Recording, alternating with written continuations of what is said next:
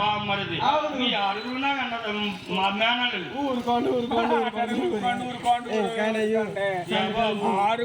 ఆరుగురు మేనల్లు అన్నారు ఇప్పుడు దాకా. ఆరుగురు మేనల్లులే.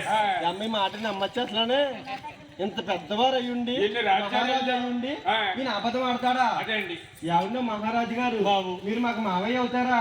మా తల్లి గారు మీ చెల్లి గారా? మా తోబుట్టు. మీ తోబుట్టు.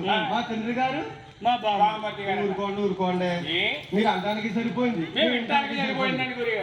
ఏటి మీకు వచ్చిన అనుమానం ఏంటి? ఏమో అవునంటున్నారు మీరు కాదంటున్నాం.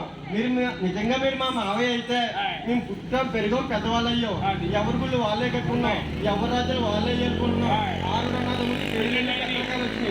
ఒక పెళ్లి కాకుండా ఒక పెళ్లికని మీరు వచ్చారా? రాకుండా మీరు మాకు మావయ్య ఎలాగవుతారండి? అయితే బాబు చదివించారా? మీరు అన్ని ప్రశ్న నాకు అర్థమైంది. మీరు మా మావయ్య అయితే పుట్టే పెళ్లిళ్ళు అయిపోయి పెద్దోళ్ళు అయిపోయాం. నాకు ఎప్పుడు మా ఇంటికి రాలేదు. మా మావయ్య అయితే ఎప్పటికప్పుడు వచ్చి ఉండాలి కదా కదమ్మా అని అడుగుతున్నా. నేను ఎప్పుడు మీ ఇంటికి రాలేదు. రాకుండా మాకు మావయ్య ఎలాగయ్యారండి? ఎలాగయ్యామంటే ఆ రోజుల్లో పూర్వం రోజుల్లో మీ తల్లి గారిని అంటే మా చెల్లెల్ని మీ నాన్నగారికి ఇచ్చి పెళ్లి చేసినప్పుడు పెళ్లి పేటల మీద చిన్న మాట వచ్చింది.